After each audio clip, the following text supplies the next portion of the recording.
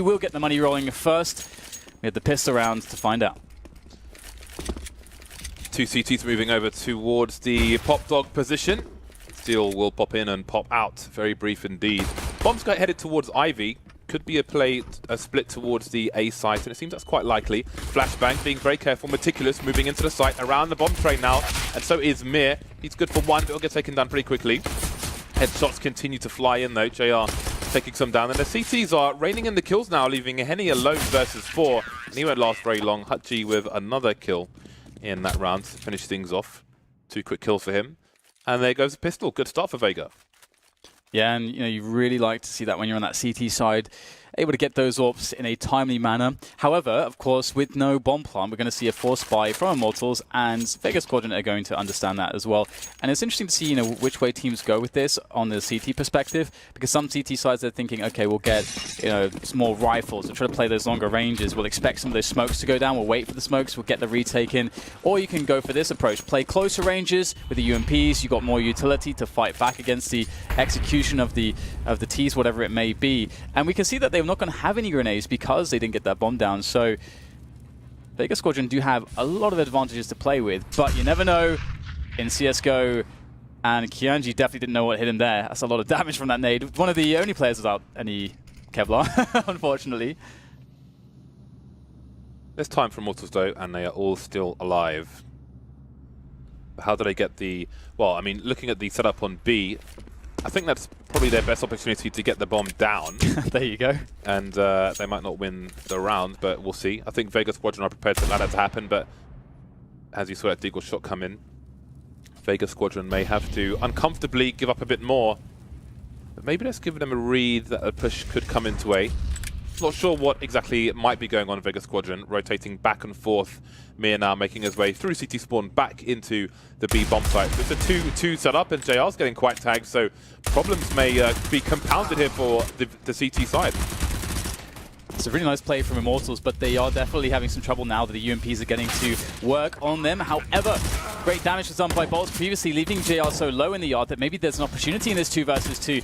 And he does not have any Kevlar and only a P250, but they should be able to close this one down here. Immortals with a real chance to win this round now as Hutchie closes in, but he's going to get closed down as Henny will bring the P250 to bear there, and Immortals stealing away a round off of the force buy. Very sad stuff for Vega Squadron. Again, it can always happen. Really nice opening Deagle frag that we saw onto Kashanda. And now Vega Squadron have to go for the force buy. So the battle of the force buys begins. But will it be one that ends soon or not? It's always fun when you see, 2 teams just having to force buy it, and just you have that battle that just rages on across like 5 rounds. But so let's see, Vega Squadron. One player picked up already. Got Kashanda around the E-box, but he's not going to get anything done with the CZ on this occasion, and the round is all but over at this point. Chopper in CT has all the guns trained on him, so he will reset the situation and try to get what little he can out of this. 5.7, a powerful pistol. May have been spotted, Chopper. He'll still land 1 kill at the very least. Trying to pepper Bolts. Bolt's got to be careful. He'll do the job, some crouching at the end to make life even more difficult for Vega Squadron. So now it is eco territory for the CT side. A good start, but not a great continuation for them. But there are still buy rounds to come. So, Dan, for those of us on Go TV, who should they be watching? It's a really tough one when it comes to Immortals. I mean, Bolts, the IGL, very hard hitter, but I think you're probably going to be thinking about Kianji in a lot of these spots. Very aggressive, has an insane amount of confidence, which is great. And as soon as he brings the AWP into play, it's going to be very fun to watch him get going. So I would probably select him. Okay, I would. I'm going to pick. I'm not sure whether to pick Mir or JR for Vega Squadron. Those would be one of my choices. I'm going to go with JR. I don't know. I can't pick. Okay, Mir and JR. Switch between them on the CT side. I can't pick. I can't decide which one I want to watch. Get a second PC. Yeah. Get the game out on your phone. Get the 2 PCs, man. I remember when I was trying to get Dragon Lore so hard. I had 10 CS:GO accounts. I was just like loading up all kinds of PCs, phones, everything. with different. So now I just have like 9 redundant CSGO accounts. But enough about me. It is time for the buy from both teams. 3-1 in favor of Immortals. Both teams on the buy. JR with the sole AWP. Might be fun to watch in this one. Yeah, we see a lot of alley pressure coming in from Immortals early into the rounds. GR the one to be the challenger potentially, although we'll have smokes to begin with, which will certainly hamper any visibility for either side, using the, or rather checking the gap in the smoke. And Boltsy's made his way quickly to all the people affectionately call Olafmeister. That's a very fast position out of teammate. Going for a pick-off though. It's looking great here for Vega initially. Kashana with another one is now, it looks like Immortals committed into the play, out of alley, looking for more kills, but still a really good defense. We see Vega just sort of just collapsing back into the bomb train, using the team play very effectively so far. Another shot there from JR. 2 versus 1, doable for KNG. That's a very nice, fast headshot onto Chopper. Moving up the ladder quietly now. Spots JR, but JR quick on the trigger finger. An expensive round, but a successful round nonetheless for Vega Squadron. We'll see what Immortals' approach is. I mean, Immortals, you can see in the bottom right, they've got bags of cash. So despite Vega Squadron winning the round, they're going to have a worse buy. The UMP's coming out on 2 players, Kashanda on the MP7. So these are very dangerous waters for the Sharks of Vega Squadron. May get hit by the propellers of Immortals speeding past with these AKs. 3-2. Very tricky round indeed for Vega. Do they go aggressive? Do they try and make a push into A main or something like this? They need to get an early advantage. And we get a lot of pressure once again now into the B side of the map. All Steel going straight out there. What a beautiful timing found by Steel. Able to create a hole in the defense here. Eventually does get traded as he continues the aggression, but again, he's punctured the B bomb site, allows his teammates to follow suit, get in there with that bomb soon perhaps, as it is now being ferried over. JR looking down the long channels here will find himself a first opener. And this is really important because he's going to create so much space for his teammates as he creeps forwards, but surely they're aware of this. GR very fast now. Very nice shot there, straight to the face of Lucas, but the bomb did go down. Oh, tagging Henny through the corner of the door, and he's going back for more. He knows he's tagged him, coming out with a pistol, and Henny maybe expecting that someone else will peek. Ends up going down for free, leaving Bolts on the high ground. Smokes are on the bomb. They may touch it, but there's 2 men to try and defend things here. Bolts, can he find himself an angle? He's looking for people apart from the diffuser, and it will be diffused in the smoke. The round is being successful for Vega Squadron somehow. That is a hero play from them. Again, they would have been in so much trouble if they'd lost that round, and the odds were stacked against them, but they made it work. Steel charging into the B bomb site. He picks 1 player off, gets the molly out, because very common it's that the CTs will have only 1 person in the B bomb site. Doesn't expect the second one there. But JR, a massive play from him to bring his team back into it. Yeah, and it's really interesting too, just seeing the focus there from Henny, despite the flames being down. JR had just killed one of his teammates there, so perhaps maybe a miscommunication or an oversight, but whatever it was a round for Vega Squadron, and they tied things up indeed. But the money's still flowing here for Immortals to have a full buy, and we'll see Steel picking up a kill as an aggression comes in from Chopper there towards the inner bomb site. And that's, I mean, that is such a fantastic position. Aim pick-off again here for Immortals. That is 2 men down right at the start of the round. You can't really ask for anything more than that for the beginning of your T round. Difficult times again for Vega. 2 of their 3 players in the A side. You can see they're trying to make a difference. Now Bolt's exposed. Only the flashbang going downstairs, so next to no damage in response, but still man advantages for Immortals. Henny with a great angle and the Molotov, forcing Hutchie into the open and taking him down like an innocent partridge, trying to escape. Shadow spotted by Henny, but he misses the shot. It's a 2-on-4, however. He's got the numbers game. He'll be low on the ladder while his teammate is high, and that will be a free kill onto Kashanda. Just too many opponents. Mere 1,600 in the bank. Vega Squadron about to get that reset button pressed by Immortals. And there it is. The last kill from Henny.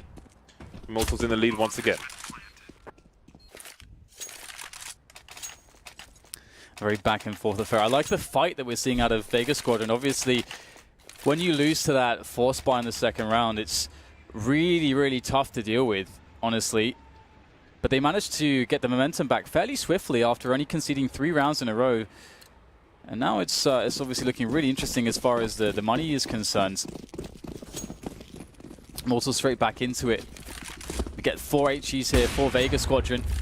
But is it going to be able to do much? Looks like they can't even really get much of a connection at all. And everybody is just going down to these AWPs. Mir finding one, but does get tagged as well.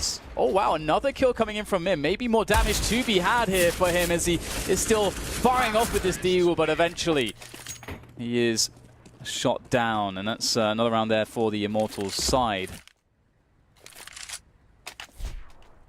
Error. Well then, well then. 5-3, and if you're Vega Squadron, the money absolutely sucks. And the problem with this is every round Immortals win compounds the problem for Vega Squadron, where if they win one round, Immortals are going to have the money to buy straight back again. And as we've seen in a previous round, if Vega Squadron win the round, but they win with 1-2 people surviving, it's going to be hard for them to get that consecutive round, which gives them a thin layer of comfort. Lucas jumping into a bullet there. I think it was him. Maybe it wasn't. Who knows? Either way, business looks good for Immortals. Of course, as I say that, scout kill comes in from Kashanda. Opportunity knocks for Immortals. Lucas has been tagged down to 30 already. 2 AWPs versus a pistol and a mobile scout. This could be awkward for the Brazilians. Yeah, and already, I mean, if let's say everything collapses from this point, they've done an amazing job so far to get so much damage in these rounds in which you would expect Immortals, or where they would be counting on getting some clean rounds so they can build that money. But great pressure from Vega Squadron. Chopper still trying to get something done with the scout. Eventually will be taken out, but as mentioned, you know, just a couple kills in the previous round with that deagle, couple kills here. It really adds up in just hampering the economy and its growth for Immortals. So we'll see whether if Vega can actually capitalize on that previous damage now that they get their buy into play again. We have the AWP out, and JR is of course very dangerous. With that, we've already seen some of the work that he is capable of. Now the question really is, you know, where Immortals want to go, how they want to mix things up, because there's such a variety of strategies left for them to use. They have quite the playbook on train. See, the double AWP of course is very scary. Kianji and Henny both very aggressive. Henny looking for a forward play, using the cover of smokes here to get himself out there a little bit deeper than perhaps normal. At the same time, we've got Kianji working towards inner. This position from KNJ is quite useful when the T's throw a smoke towards connector, because sometimes it can bait a CT to get up on there in the first place, since their vision has been obscured elsewhere. JR, he was over towards Ivy, maybe had a look towards main, and he was punished for that by Henny, who's holding down main on his own. 2 T's above Pop Dog and 2 around the B bomb site, so not exactly sure where Immortals may be headed. They've still got a minute on the clock with which to bring the ruckus, as Wu-Tang would say. Mir at the back of B, maybe going towards the spindles, and Chopper's ahead of him. Could throw a flash for his teammate if he had one, but he doesn't. In fact, Chopper's the only one with a flash. Taking down the bomb carrier. Henny's creeping. No, creeping. Misses the shot. Tries to reposition, but he can't get another shot off in time. Big play from Chopper there. And so far as 2. Can he get anything else? It looks like Kashanda is going to start to create some distraction there. Chopper will go down to Kianji, but indeed, Kashanda gets the job done from the flank, but still 2 more players left to find. And it's going to be a tough one. He's down to 21 health, of course, and these T's are spread out all over the place. It's very hard to predict where they're going to be coming from. And of course, they have very good information of the 2 areas where Kashanda can come from. So he's having really to assess it. Is this doable in the slightest? And I think he's come to the logical conclusion that with 21 health and with his opponents knowing where he is, it's really too much of a tall order, and he will back away safely with the AWP. Hopefully he does not. Yeah, he should be fine. It's got no kit either. There could have been a really big change in that round, though, because if you remember when Chopper was alive in the upper area, the T's threw a Molotov after he killed Henny. They threw a Molotov at Chopper in the upper position, but he was ahead of the Molotov as the bomb was being planted. So he could have run out and stopped it, because I mean, he doesn't know if someone's facing or not, but I guess it's 50-50, but he chose not to peek. If he stops the bomb from going down there, then the round may change, but decisions were made, and it goes the way of Immortals. And I love that we got to capture that moment there, just the AWP battle between Henny and JR, because of course that's one of the That's one of the scary things about Immortals, because you not only have to try to out-AWP and out-duel Henny, you also have to worry about Kanji as well. Of course, we saw both AWPers respectively working the A side of the map and the B side of the map. So JR unable to best Henny in this instance, and we can see the repercussions here. They're pretty severe. Obviously, Vega Squadron in a pretty awful place, economically speaking, and Immortals are on 7 rounds now, so they're starting to look really good in this first half. Yeah, and I have been critical of Immortals' approach with 2 AWPs in general. Train is probably the best map to do that, and the most reasonable one, and I think against a weaker opponent it's going to be more effective as well, because it can hamper your executions, because you're going to be relying on those picks, but obviously against a weaker opponent you're going to be more likely to get those picks. We've seen Steel just running out into the B bomb site and having success there. Where is Mir? He is come to listen to the music in the lobby area, and he will see 3 players perhaps towards Ivy, but no, he won't. He's going straight towards main. He'll see Henny. Doesn't need to take him out immediately. He's very careful though. Nice crouch makes the deagle slightly more accurate. But where's everybody else? He's got minimal information at the moment. Okay, this is really weird. Imagine how confusing that is for Henny and how they have to interpret that. Obviously, they had a player over towards that position, but now Immortals, they just have to commit in through the alley position with the AWP out on Miris, already doing additional damage. Oh, they're all just clustering up there through alley, and Lucas will get the kill onto Hutji, but all the information is there for the CTs. There's 40 seconds left to get the bomb into the site, and Steel is so important here. He's got to create distraction, open things up, because right now his teammates are committed to alley, but they can't easily escape unless Steel can draw some fire here, get some pickoffs. And then his teammates can start to progress to the bomb train. And there is not much time left, just a mere 25 seconds as JR is looking for a player. And there it is, he'll spot Lucas going for the peak steal. That was what they needed, and now the bomb can go down. 15 seconds for that bomb to go down. And it's almost a CT crossfire, but they don't have the all-important IV position. Kashanda popping out from Pop. 10 HP now, so make it really hard for him to peek, and Steel with the pre-fire will do the job. Chopper close to the site, got a teammate around the connected position with the AWP, but can he land the shot? The aim punch will save Steel, and that is a wipeout. Nothing saved for Vega Squadron going into the future rounds. And Steel should have a cape right now, James, because he just swooped in like Superman, saved the day, because that was like, you get a guy just creeping through the white holes and just putting a deagle in Henny's back. Everyone's stuck at alley.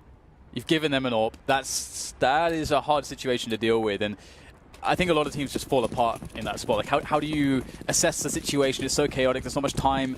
But still, again, bailing him out the previous IGL. It's now Bolts, of course, as mentioned. And we'll see Steel working towards the inner position as his teammates play very passively towards the other areas of the map. Ali very passive as well as the team in area. In fact, no one is remotely near team main at the moment.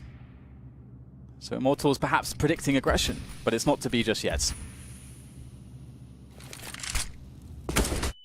Yeah, change of pace from the Brazilians after all the madness that Steel has been pulling a lot of it over towards the B bomb site.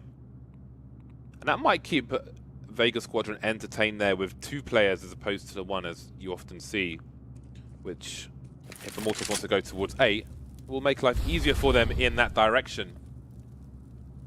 KNG looking towards the B bomb site. And again, they've got 2 AWP, so with 50 seconds left, it'll be interesting how they approach the site now that they've chosen to have a slow approach. You can see Henny's lining up some grenades with his teammates, so we may see a wall of smoke, but Kashanda's in a forward position. Will he choose to back off behind the smoke and play with his teammates, or will he stay there in isolation? It might be a one and done spot too if he's lucky. He hasn't moved an inch, but surely his silence is exposing his position from there as well. Steel, though, hasn't noticed anything just yet, and out he comes. No kills for Kashanda. And the rest of his teammates are stuck behind smoke. Pachi will hear the plant attempt, but he is being the victim of bullets from all over the place as Lucas just darts through the smoke there, aggressively finding multiple kills, leaving it just down to Mir and Chopper, but sorely out of position. Despite this, Mir will pick up a kill, but we can see that Immortals, after getting the bomb down, have sort of fallen back, taken superior positions, and Bolts, great couple kills from him there to finish off the round, and that's one more to add to the tally here for a very, very good scoreline here for Immortals, 9-3. Yeah, I do wonder if Vega have a prepared response for that, because it's, you know, if you're going to leave one CT by E-Box on his own in front of a wall of smoke when you're going to be facing, you know that if it's an A execute, you're going to have a number of people there. If it's not, you got info. But if it is, he's going to die, right? Unless he has the round of his life. So how many is he likely to get? How many is it worth him dying for to kill? It's got to be a minimum of 2. But did we see they didn't seem to have much response to from that. Vega to help him out? I didn't notice any, but I can't say for sure if they were from the back, but didn't seem that way. Yeah, it felt like there wasn't, but sometimes you have to be looking for that, because there's so many things happening. You have to be looking specifically for one of those flashbangs to come in, but it would have a perfectly timed flashbang would have really made some difference there for him, that's for sure. But indeed, this 9-3 scoreline is intimidating at this point. Kianji with the AWP from T-Main looking to make this anti-eco a bit easier. It's going to be Henny, though, working from Pop Dog. How oppressive it must be when you've got both Kianji and Henny just working those ults from 2 sides. Another nice Deagle shot to be featured, but it's small consolation in the face of yet another round won by Immortals, and in such a convincing manner as well. Yeah, Vega Squadron is the draw you want at the moment in this stage of the tournament. 10-3. Vega winning the pistol, but losing the force buy immediately afterwards. On the buy once again, JR on the AWP. In the few rounds they've won, we've seen he's been important. Henny out immediately, exposed to the high ground, but straight in the face, and it's JR he takes down. And again, we've seen JR, he's made some power plays to win some of the few rounds Vega Squadron have got, so for him to go down immediately, that's not a good sign. Hutji with an aggressive response. Good timing. Henny fires the shot, leaves him exposed, and he will be exposed. Vega Squadron now in the lead. Plenty of time, though, to try to work something back here, and Kianji might just find a good timing indeed. With that AWP. Looking to go for the peak. Kashanda's got to be careful here. Molotov tossed out, though, and smoke found for cover there to keep Kashanda safe for the time being. However, how long will that last? We do have Lucas coming in from Ali, so he's one of the most important players here to try to create something, and they can really go 2 ways with it. Either initiate out of Pop Dog first, or Lucas can initiate first, because it's going to be harder for the guys to get out of Pop Dog. Looks like they'll do it simultaneously, however, and see what they can find. Lucas soon to have an engagement, spots ahead, but it's his head to be set to roll on the train yard as we get a trade coming in now. Steel and Kianji with 30 seconds to try to salvage this. It's an important pick onto Kashanda, and it might just help them get the bomb planted, but Mir is rotating towards Ivy. KNG is going to get taken down from the back. Stereo kills from Vega Squadron, no plant for Immortals. And finally, Vega are back on the scoreboard, but how far can they take it? We'll see how they spread the wealth on their team. The rifles are coming out, so indeed, the round after they win a round, they have a better buy than we've seen previously. So 4 rounds. A hard-fought 4 rounds. They did, of course, win the pistol, but they did lose to a force buy. So it hasn't been an easy road at all in any sense. And we get a very fast round here from Immortals straight into the train yard of A. And it will be met with quite some violence there. Hutji takes one, but Steel pushes so fast and so hard there into the deep positions, able to pick up 2 frags, but in the chaos, you can barely even commentate this. Everyone's just dying all over the place. It's like a pistol round on fast forward. And that's the 5th round for Vega Squadron. They'll be happy with that one. That is, you know, something you can work with, but it's still very, very tough, isn't it? That round was just a blur. I know, right? I was trying to paint a picture, and I was like, I don't know what's going on.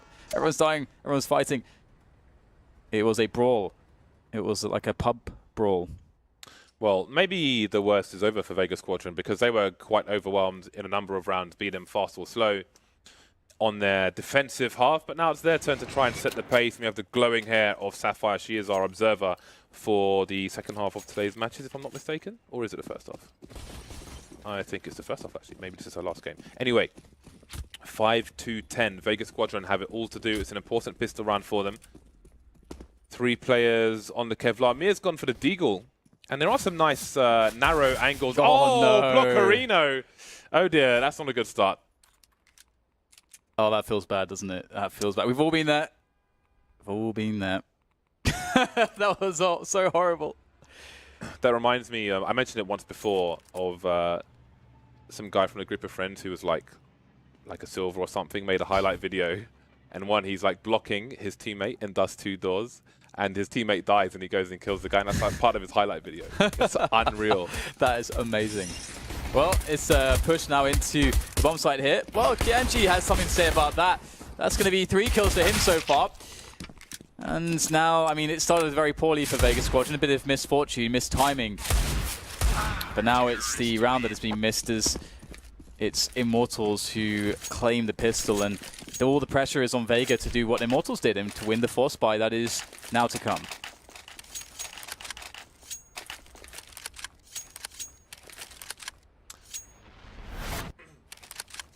Here it is. I like that we get this from Kianji's perspective. He's just like, what's happening right now? I wonder if he shot his teammate. Because it was Mir who had the Deagle as well. Yeah, because you're taking that shot with that Eagle. Like, you are I'm taking that shot through my teammate for sure. If you land a headshot, even for your teammate, it's going to be a kill, but opportunities have come and gone. Mir on the Deagle once again. Kevlar, no helmet. Almost all the Immortals players on the rifles, and it's JR who's going to get the first Eagle kill. Will it be the last one though? Aim punch will be a problem for him, down to 10 HP now. But Lucas, he's been picked off, but KNG putting things back in the favor of his side. We've got 1 player towards Electric Box, but there's enough range, I would say. So you can always be surprised by the Tech 9, but not today. Henny with the UMP will take care of Kashanda, and it was Chopper left alone. But perhaps he will be on the board. Indeed he will be. So that's a good run for Immortals. They'll be happy with that. All good in the hood. Yeah, and I think this match, so far we're seeing a lot of comfort here and there from Immortals, but Vega Squadron have given them quite some difficult rounds, to be honest. Like, they've really fought convincingly in the rounds in which they've made close, in the rounds in which they've won, of course. So, but I feel like this scoreline, if it continues this way, it may look a lot more dominant than it necessarily was. And that's just how CSGO is from time to time. And look at Lucas just going straight up the stairs. The MP9 having a field day. 3 quick kills for him. Pulls out the pistol, looks for the ace. He will be denied by JR, but it's Bolts to pick up the pieces of JR. He has no interest in this. He's just going to go and do a runner. He's left the bomb behind. He's like, I don't, please let me live. Let me survive. Hunger Games. He died. He died. Okay. 13-5. Does not look good at present. I think it's reasonable to say for the Vega Squadron, but it's buy time. They've got their AKs out. They've got grenades. It is time, if they have something to offer. See what they can do. The bomb outside main at the moment. Looks like it might be lining up a grenade or just holding an angle, so can't read into any potential intentions for the time being. The CT's taking presence close to main. It might even be a push here from the CT side. They're not going to wait around. They want to take the game away from Vega Squadron. They overwhelm them in the first half, and they look to do the same in the second. They know they are the stronger team, the superior team, and they want to impose their will on Vega Squadron.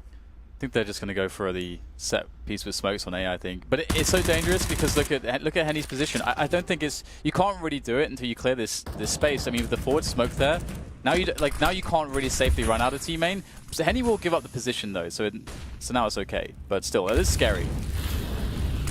Yeah, but maybe that gives them an extra man, because how do they even push in the main area with that going on? Being very careful, and JR's the closest one. He doesn't want to lose the bomb. See, Chopper's made his way in there as well, and nobody's watching Ivy position. Mir gets a kill for free. What is going on? Where's the communication? How has this happened for Immortals? Mir with 2 kills, and now it's going to be absolute bedlam. T's coming in from everywhere. How has this happened to Immortals? Had a hard read on Popdog and main. I think a smoke was down on Ivy, but it's not a brick wall.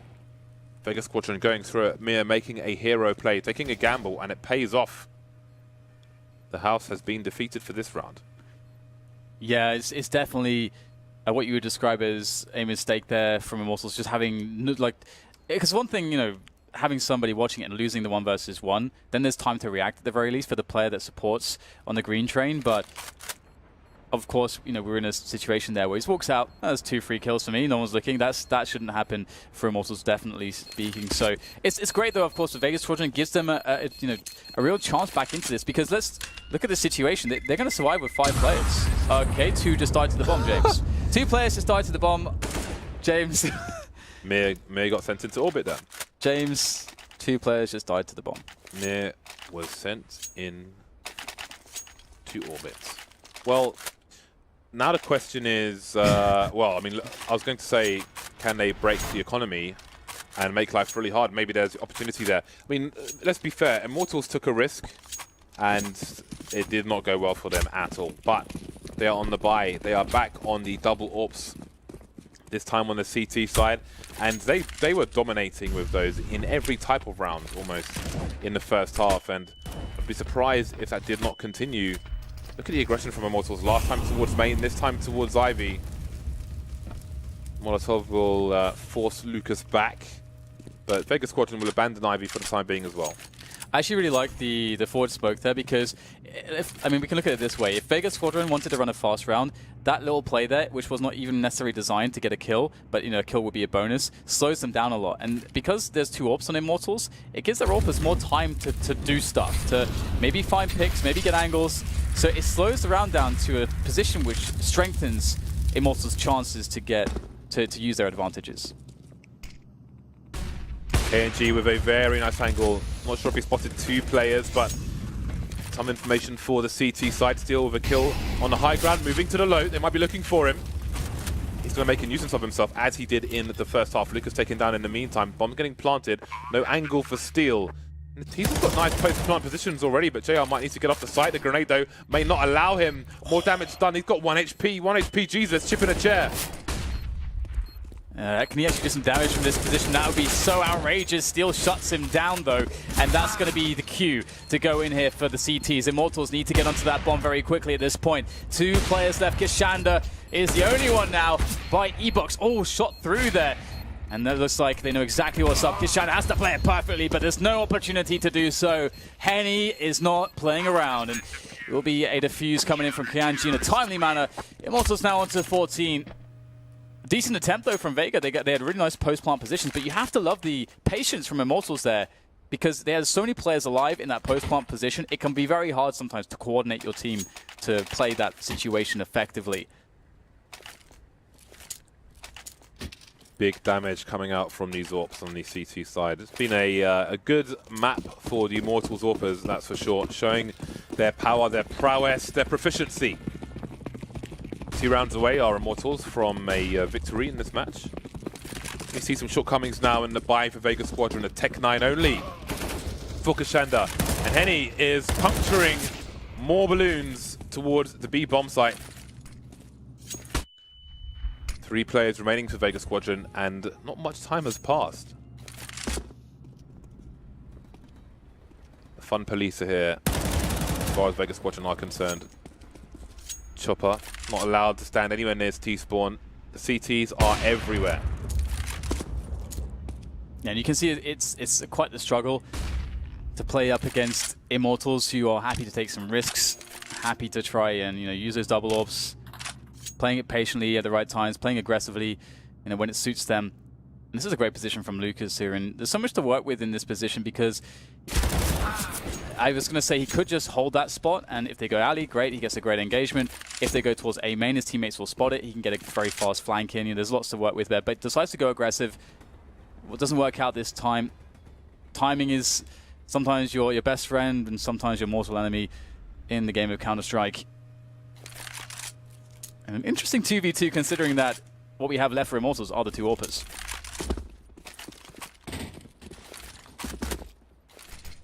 KNG has an angle and he has some info, but he hasn't chosen to strike just yet. I don't know if he saw the second player, but look at his angle. It's absolutely perfect. So hard to plant the bomb when the CTs have vision and possession of the IV area. Mir going for the fake, baiting KNG out. There are 9 seconds remaining, however. KNG don't need no second man, no trade fragger. He's good for the kill himself, and that puts Immortals on match point.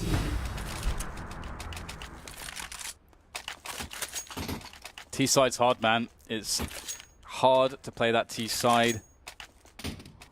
Vega Squadron probably feels like they're banging their head against a brick wall at the moment.